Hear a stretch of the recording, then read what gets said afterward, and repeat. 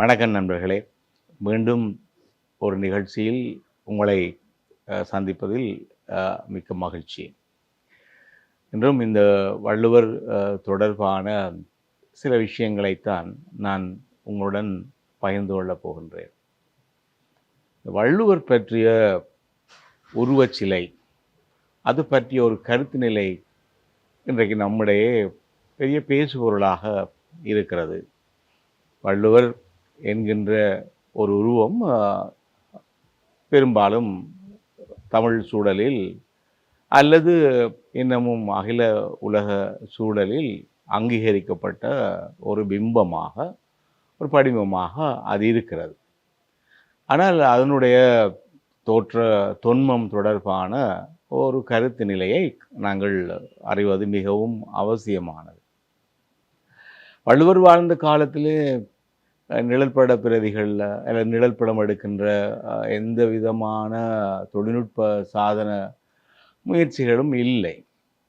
ஆகவே வள்ளுவரை அவருடைய தோற்றப்பொலிவை அடிப்படையாக வைத்துக்கொண்டு அவருடைய நிழல் பிரதியினூடாக அவரை அறிவதற்கான எந்த விதமான சான்றுகளும் இல்லை.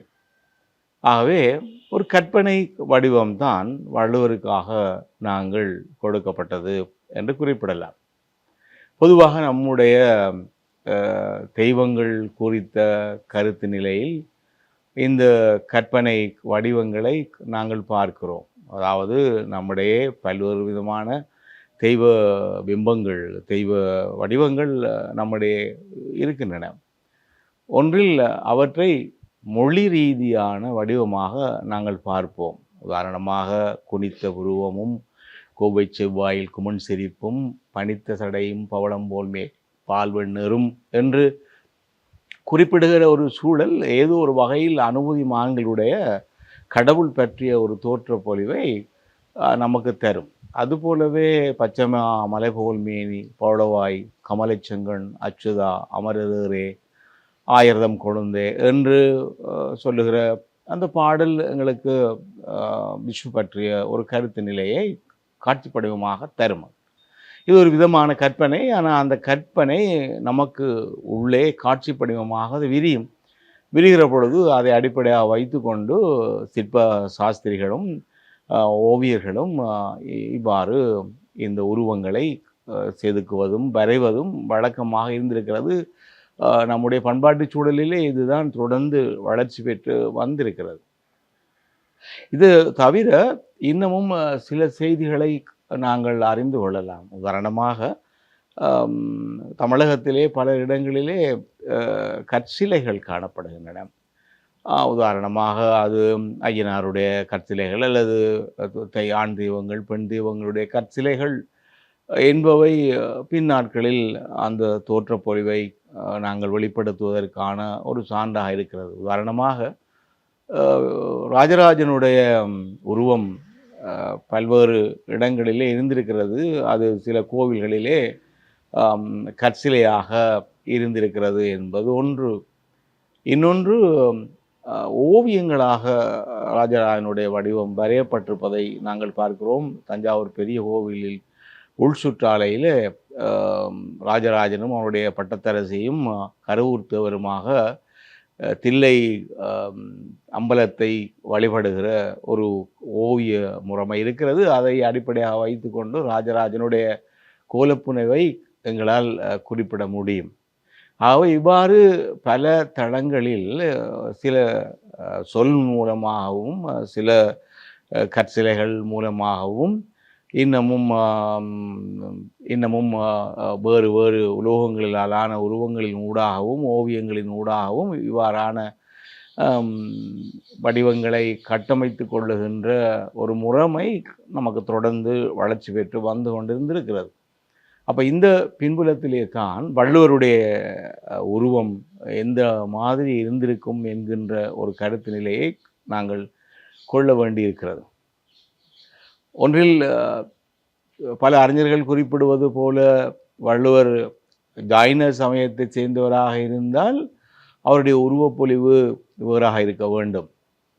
அல்லது போனால் அவர் இந்திய பண்பாட்டு சூழலில், அதுவும் குறிப்பாக தமிழ் சூழலில் சைவ பாரம்பரியத்தினூடாக அவர் வளர்ச்சி பெற்று வந்திருந்தால், இன்றைக்கு இருக்கின்ற இந்த வடிவங்கள் சிறப்பு பெற்றிருக்க வேண்டும்.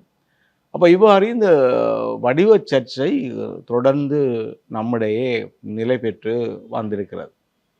இதில மிக முக்கியமான ஒரு விஷயம் என்னவென்றால், இந்த திருக்குறளை பதிப்பித்த சில பதிப்பாசிரியர்கள் திருவள்ளுவருடைய உருவம் பற்றிய ஒரு கருத்து நிலையை சிந்தித்திருக்கிறார்கள்.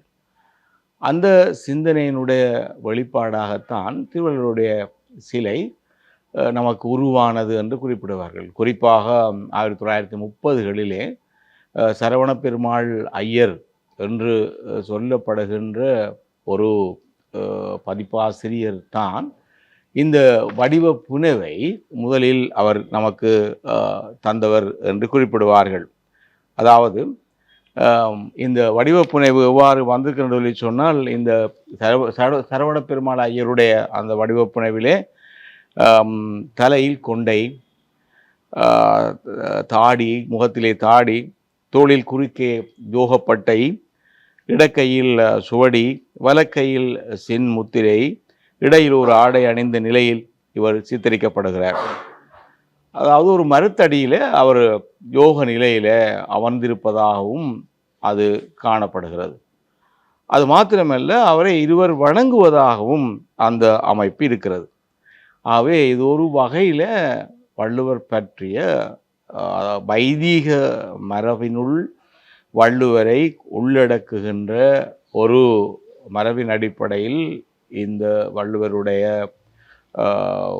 உருவச்சிலை இவ்வாறு வடிவமைக்கப்பட்டது என்று சொல்லலாம். 1935களில் வள்ளுவருடைய நினைவு மலர் ஒன்று வெளிவந்தது. அந்த நினைவு மலரிலே இந்த வடிவம், சரவண பெருமாள் ஐயருள் குறிப்பிட்ட அந்த வடிவம் இன்னமும் சிறப்பு பெறுகிறது. அதாவது திருவள்ளுவர் என்ன செய்கிறார் என்றால், வலக்கையில் எழுத்தாணியும், இடக்கையில் சுவடி, மேலாடை, இடையாடை இருந்த கோலத்தில் காணப்படுகிறார்.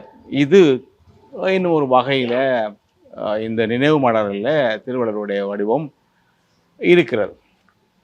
அப்போ இந்த பின்னணியை அடிப்படையாக வைத்து கொண்டு தான் திருவள்ளுவருடைய தோற்றத்தை பிறகு சிலைகளிலும் ஓவியங்களிலும் வடித்தார்கள் என்று சொல்லலாம்.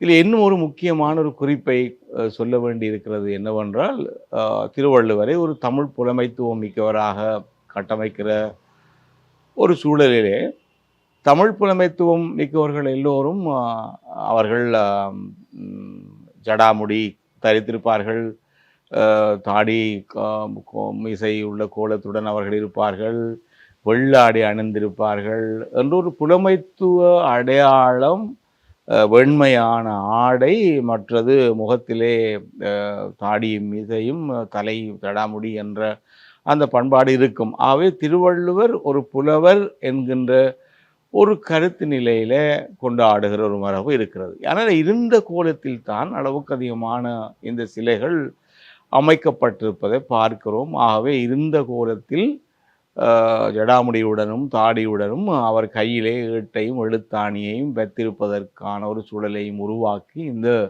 வடிவங்கள் அவை உருவாகியிருக்கின்றன. தொடர்ந்து பல இடங்களிலே அவை வந்திருக்கின்றன. இதனுள் இன்னொரு விஷயம் இணைந்து கொண்டது. அது என்னவென்றால், திருவள்ளுவரை சுத்த சைவராக மாற்றியமைக்கிற ஒரு வைதிகராக மாற்றியமைக்கிற முறைமை ஒன்றும் அதனுள் வருகிறது. தமிழ் புலவராக பார்க்கிற பொழுது அவருக்கு இந்த சைவ அடையாளங்கள் எதுவும் இல்லை. ஆனால் அவரை ஒரு வைதிக அடையாளம் உடையவராக பார்க்கிற நேரத்திலே அவருக்கான அந்த தோற்ற பொலிவை நாங்கள் இப்பொழுது இன்னும் ஒரு தளத்தில் மாற்றுகிறோம். ஒன்று, நெற்றியிலே பொட்டு இடுகிறோம். 2, அவருடைய உடம்பிலே திரிகுண்டரமாக திருநீற்று பட்டை இடப்படுகிற ஒரு சூழலை அவதானிக்கின்றோம். 3, சில இடங்களில் வெள்ளாடைக்கு பதிலாக செவ்வாடை அணிகின்ற ஒரு வழக்கத்தை கொண்டிருக்கிறோம்.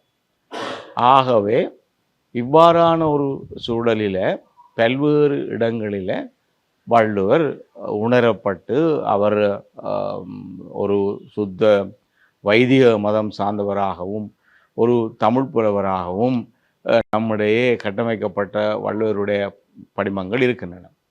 ஆனால் இதுக்குள் மிக முக்கியமான இன்னொரு படிமத்தை இந்த இடத்திலே சொல்ல வேண்டி இருக்கிறது. அது எதுவென்றால் எல்லீஸ் என்று சொல்லப்படுகிற ஆங்கிலேய அவர் வள்ளுவர் மீது மிகுந்த பற்று கொண்டிருந்தவர். திருக்குறளை அவர் மொழிபெயர்த்தவர். அவர் என்ன செய்கிறார் என்றால் அவர் ஒரு தங்க நாணயத்தை வெளியிடுகிறார். அந்த தங்க நாணயத்தை வெளியிடுகிற பொழுது அந்த தங்க நாணயத்திலே ஒரு துறவியினுடைய படம் சித்தரிக்கப்பட்டிருக்கிறது. அந்த தங்க நாணயத்திலே காணப்படுகிற அந்த துறவியினுடைய படம் எவ்வாறு இருக்கிறது என்றால் தலை முழுவதுமாக மலிக்கப்பட்டிருக்கிறது. தோளிலே ஒரு துண்டு இருக்கிறது. இடையிலே ஒரு சிறிய ஆடை இருக்கிறது. அவருக்கு முன்னாலே புத்தக பலகையிலே ஒரு நூல் இருக்கிறது. அப்போ இது யார் என்று தெரியவில்லை. ஆனால் அறிஞர்கள் இது திருவள்ளுவராக இருக்கலாம் என்று சந்தேகம் கொள்வார்கள். ஏனென்றால் எல்லீஸ் துரை அவர்கள் திருவள்ளுவர் மீதும் திருக்குறள் மீதும் மிகுந்த ஈடுபாடு கொண்டவர் ஆன காரணத்தினால திருவள்ளுவர் சிலையாக இருக்கலாம் என்று உருவமாக இருக்கலாம் என்று அவர்கள் கருதுவார்கள். ஆகவே அந்த கருத்தின் அடிப்படையில் அதை நிரூபிக்கவும் முடியும். ஏனென்றால் திருவள்ளுவர் மலித்தலும் நீட்டலும் வேண்டாம் உலகம் பழித்தலை ஒழித்து விடின் என்று சொன்னவர். திருவள்ளுவர் ஒரு சமணராக கட்டமைப்பதாக இருந்தால் தமிழகத்துக்கு உள்நுழைந்த சமணம் திகம்பர சமணம். ஆகவே திக்கை ஆடியாக அணுகிற சமணம். ஆகவே அந்த சமணத்துறவி எவ்வாறு இருப்பார் என்றால் அவர் மலித்த மொட்டையுடனும் அவர் சில வேளைகளில் ஆடை இல்லாமலும் அவர்தான் இருந்திருக்கக்கூடும் என்கின்ற ஒரு கருத்து நிலை உண்டு. அது மாத்திரமல்ல, அந்த நாணயத்தினுடைய பின்பக்கத்திலே ஒரு குடை இருப்பதாகவும் சொல்லப்படுகிறது. சமண சமயத்தினுடைய முக்குடையில் ஒரு குடை, அது ஒரு மிக அடையாளமாக அது பேசப்படுகிறது. ஆகவே அந்த உருவம் திருவள்ளுவரை குறித்ததாகலாம் என்கின்ற கருத்து அறிஞரிடையே உண்டு. ஆனாலும் கூட இவை எல்லாவற்றையும் புறந்தள்ளி திருவள்ளுவருடைய சிலை இருந்த கோலத்திலே தாடி மீசை முதலானவற்றுடன் ஜடாமுடியுடன் காணப்படுகிற பூநூலும் தரித்த கோலமாகவும் அது காணப்படுகிறது. என்னுடைய தொடர் விளைவாக தமிழகத்திலே திருவள்ளுவர் இப்பொழுது ஒரு கோவிலின் மூலஸ்தான மூர்த்தியாக மாறுகிறார். அந்த மூலஸ்தான மூர்த்தி எங்கே என்றால் தமிழ்நாட்டிலே நுங்கம்பாக்கத்திலே அமைந்திருக்கின்ற வள்ளுவர் கோட்டத்திலே அவர் திருவள்ளுவ மூர்த்தியாக அமைந்து விடுகிறார். வள்ளுவர் கோஷ்டம், வள்ளுவர் கோட்டம். அந்த வள்ளுவர் கோட்டத்தினுடைய அந்த வள்ளுவர் கோவிலிலே மூலமூர்த்தியாக வள்ளுவர் அமைந்து விடுகிறார். ஆகவே அந்த அமைந்த தோற்றத்தினுடைய அடுத்த தொடர் வளர்ச்சியை நாங்கள் கன்னியாகுமரியிலே 133 அடி உயரமுடைய மிக பிரம்மாண்டமான ஒரு வடிவமாக வள்ளுவருடைய சிலையை நாங்கள் காண முடிகிறது. ஆகவே வள்ளுவருடைய உருவம் என்பது இவ்வாறு பல தளங்களில் கருத்து கொள்ளப்பட்டு அந்தந்த கருத்துக்களுக்கு அமைவாக அவை இந்த வடிவமாக வந்திருக்கின்றன என்பது மிக முக்கியமான விஷயம். இதுவும் வள்ளுவருடைய நிலைப்பேற்றின் வெளிப்பாடு என்று குறிப்பிட்டுக் கொள்ளலாம். நன்றி நண்பர்களே. மீண்டும் இன்னொரு நிகழ்ச்சியில் சந்திக்கும் வரை வணக்கம்.